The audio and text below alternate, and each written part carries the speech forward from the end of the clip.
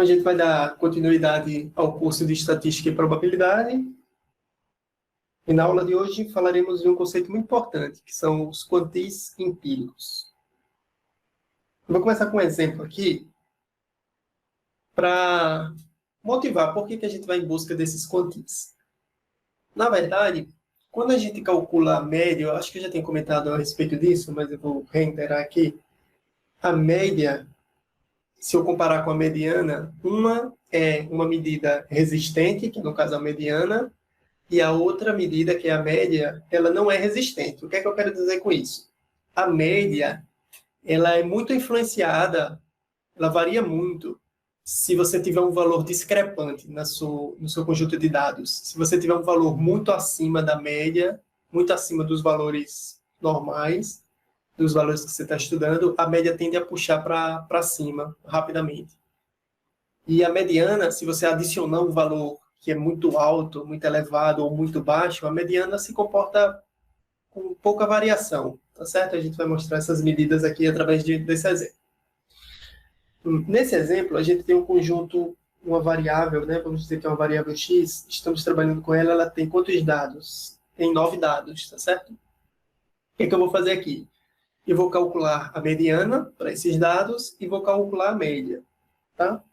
A mediana, como a gente já sabe, ele é aquele valor que está no centro, né, dos seus dados. Tá?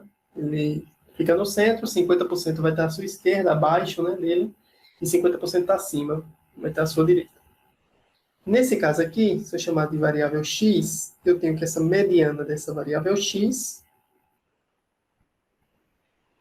são 9 elementos, então 9 mais 1, 10, dividido por 2, 5. Basta pegar o quinto elemento como mediana, né?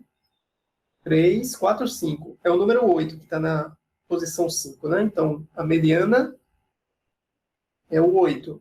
50%.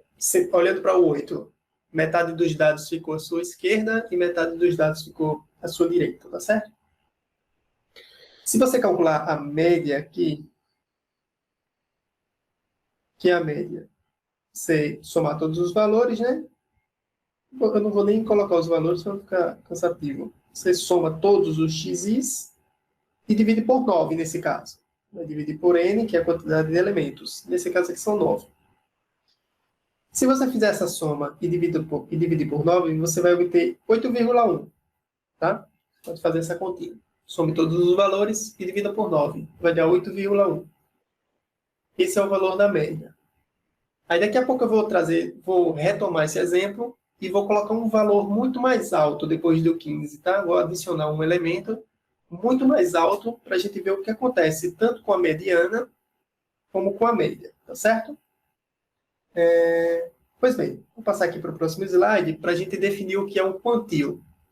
Aí a definição de quantio é a seguinte: chama-se quantio de ordem P, indicamos por Q de P, dessa forma aqui como uma função, né, Q de P. Esse P vai ser uma porcentagem que você vai escolher, né, entre 0 e 1, tá certo? É uma porcentagem. Você vai ter um valor entre 0 e 1, né, que você pode converter com uma porcentagem. À medida em que 100 vezes P% das observações sejam menores do que essa medida aqui de P. Como assim? Ficou meio confuso? Não. Por exemplo, fique tranquilo. Por exemplo, deixa eu retornar para o exemplo anterior. A própria mediana ela já é um quantio. Ela é o Q de 0,5.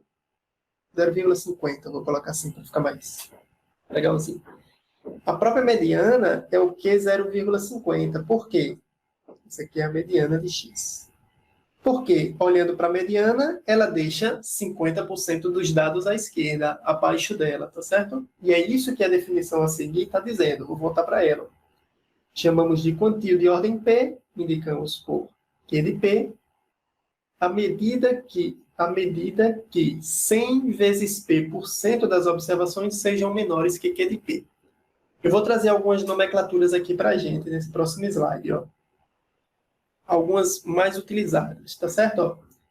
Essas 3 primeiras são de longe as mais utilizadas. Ó. O Q1 é o que a gente está chamando de Q 0,25, ou seja, aquela medida em que abaixo dela vão ficar 25% das observações, tá certo? Então, o Q 0,25, que é o que a gente chama de Q1, vai deixar 25% das observações abaixo dela. Esse Q1, tá tendo uma obra aqui em cima, tá batendo aí, não sei se tá atrapalhando a aula, mas esse Q1 a gente pode chamar ele de primeiro quartil, tá certo? A gente chama ele de primeiro quartil, ou 25º percentil. Primeiro quartil, no sentido que a gente vai dividir agora os nossos dados em 4 regiões. Aí o Q1 é o primeiro quartil, pode ser chamado. E é o mais usual a gente chamar ele de primeiro quartil.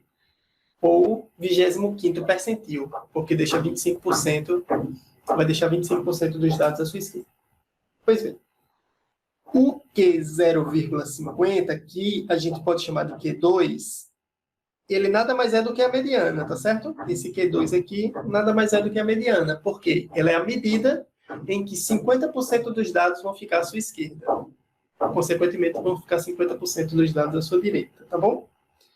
Esse é o Q2. A gente chama ele de Q2 ou de mediana. A gente representa com Q2, é o mais comum, mas a gente pode chamar ele de mediana ou segundo quartil e também o 50º percentil, pode ser.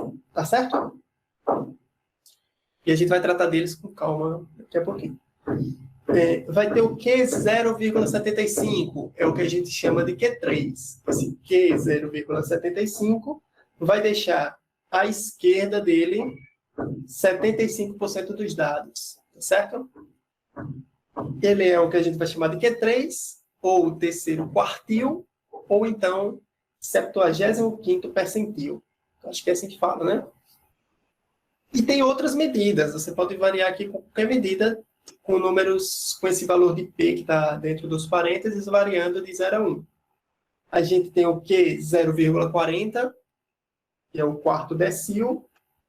E aí, se fosse o 0,50, também pode ser chamado de quinto decil. E o sexto, o 0,60, sexto decil, e assim sucessivamente. É uma medida de 10 em 10. 0,10 em 0,10. 10 em 10%, tá bom?